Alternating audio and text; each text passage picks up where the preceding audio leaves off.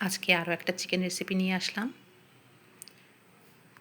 প্রায় সব বাচ্চারাই মুরগির মাংস খুবই পছন্দ করে, তাই এই মুরগিটাকে একই প্রসেসে প্রতিদিন রান্না না করে দিয়ে এক এক দিন এক এক টাইপে প্রেজেন্ট করেন, দেখেন বাচ্চাদের মুরগি খাওয়ার আগ্রহটা আরও বেড়ে যাবে। আমি আজকে একটু অন্যরকম করে রান্না করে দেখাবো এই চিকেনটাকে। তো আসসালামু আলাইকুম, welcome back to my channel R S kitchen. যে বা যারা যেখান থেকে আমার ভিডিওটা দেখছেন সবাইকে আমার চ্যানেলে স্বাগতম। আর দেরি না করে চলুন দেখে নিই কীভাবে আমি আজকে চিকেনটা রান্না করব। তো ফার্স্ট অফ অল আমি মুরগিটাকে প্রথমে সামান্য গোলমরিচের গুঁড়া, হাফ চামচ আদা বাটা, হাফ চামচ রসুন বাটা আর একটু পেঁপে বাটা, চোচাসহ পেঁপে বাটা দিয়ে ভালো করে ম্যারিনেট করে রেখে দেবো প্রায় 15 মিনিটের জন্য। এতে হবে কি, মুরগিটার যে উগ্র গন্ধ সেটা কেটে যাবে।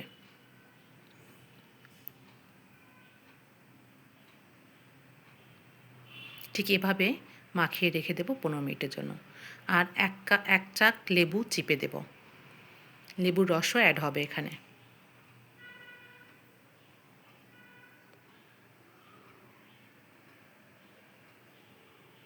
এভাবে মাখিয়ে রাখলে মুরগিটা খেতেও কিন্তু ভালো লাগে। তো তারপর আমি পরের স্টেপে চলে গেলাম। প্যানটা ভালো করে গরম করে বেশ কিছুটা সয়াবিন তেল অ্যাড করলাম। এতে মাখিয়ে রাখা গোস্তগুলো এখন একটু ভেজে নেব।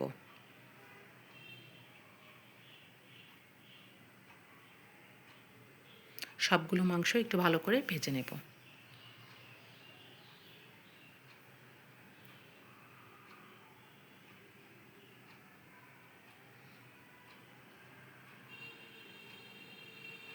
এই ভেজে নেওয়ার ফলে হয় কি, মাংসটার যে উগরে একটা গন্ধ, এই গন্ধটা কিন্তু আর থাকে না, এত সুন্দর একটা স্মেল বের হয়।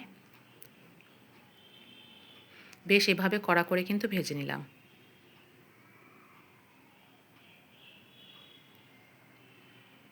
এখন সবগুলো তুলে নিচ্ছি।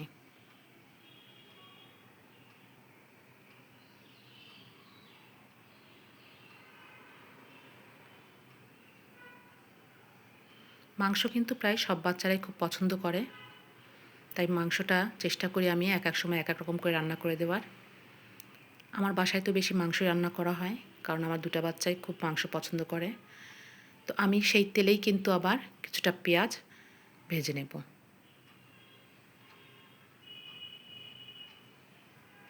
বেরেস্তা করে নেব পেঁয়াজটাকে। দেন আমি এর ভিতরে গরম মশলা অ্যাড করছি। এখানে আছে এলাচ, লবঙ্গ, দারচিনি আর হাফ চামচের মতন রসুন বাটা আর হাফ চামচের মতন আবার আদা বাটা দিচ্ছি, কারণ যেহেতু হাফ চামচ করে আমি মাংসতে মাখিয়ে রেখেছিলাম, তো এখন আমি আর হাফ চামচ করে দিচ্ছি। সাথে দিয়ে দিলাম পেঁয়াজ বাটা 1 টেবিল চামচ। দিয়ে মশলাটাকে ভালো করে একটু কষিয়ে নেব। এখানে আছে 3টা টমেটো ব্লেন্ড করে নিয়েছি। এই টমেটোর মধ্যে 2টা কাঁচামরিচ আর 2 থেকে 3টা বাদাম আছে, কাজু হোক কিংবা বাদাম যেটাই হোক, আপনাদের বাসায় যেটাই থাকে সেটাই দিতে পারবেন। ব্লেন্ড করে নিয়েছি। দেন এখন সব মশলাগুলো ভালো করে কষিয়ে নেব। হাফ চামচের মতন হলুদের গুঁড়া অ্যাড করছি, 1 চামচের মতন ধনিয়া গুঁড়া অ্যাড করছি আর হাফ চামচ মরিচের গুঁড়া অ্যাড করছি। দেন আবার মশলাটাকে ভালো করে কষিয়ে নেব। এই মশলাটা কষানোর সময় এত সুন্দর একটা স্মেল আসে, আপনারা যখন বাসায় বানাবেন তখন বুঝতে পারবেন। তা হালকা একটু পানি অ্যাড করলাম যাতে মশলাটা না পুড়ে যায়। দেন আবার মশলাটাকে ভালো করে কষিয়ে নিতে হবে।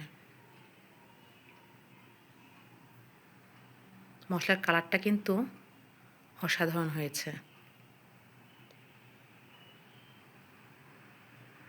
এভাবে মুরগিটা রান্না করলে মুরগিটা খেতেও কিন্তু খুব মজা হয়। বেশ সময় নিয়ে কিন্তু আমি মশলাটা কষাচ্ছি, কেননা পুরো খাবারের টেস্টটা ডিপেন্ড করে এই মশলার উপরে। আপনি মশলাটা যত কষাবেন টেস্টটাও দেখবেন ততই বেড়ে যায়। ঠিক এই পর্যায়ে আমি ভেজে রাখা মাংসগুলো দিয়ে দিলাম। এবং এই মাংসগুলো দিয়ে মশলাটার সাথে এমনভাবে মিশিয়ে দেব যাতে প্রতিটা মাংসের ভেতরে মশলাটা পৌঁছে যায়। সম্পূর্ণটা সুন্দর করে মাখিয়ে দিতে হবে।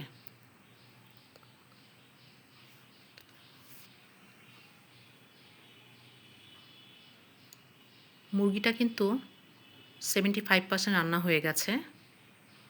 এখন জাস্ট মশলাটার সাথে মাংসটাকে মিক্সড করে কিছুক্ষণ রেখে দেব যাতে মশলাটার টেস্ট মাংসটার ভেতরে যায়।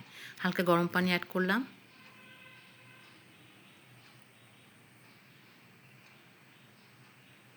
এই রান্নাটা কিন্তু পরোটার সাথে, খিচুড়ির সাথে এবং পোলাওয়ের সাথে অনেক ভালো লাগে। তো আপনারা এগুলোর সাথে সার্ভ করতে পারেন এই রান্নাটা।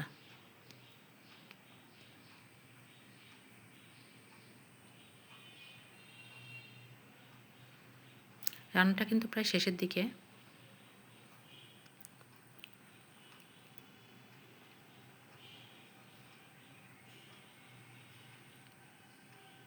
তো রান্নাটা আমার হয়ে গেছে, আমি এখন শিফট করে দেব।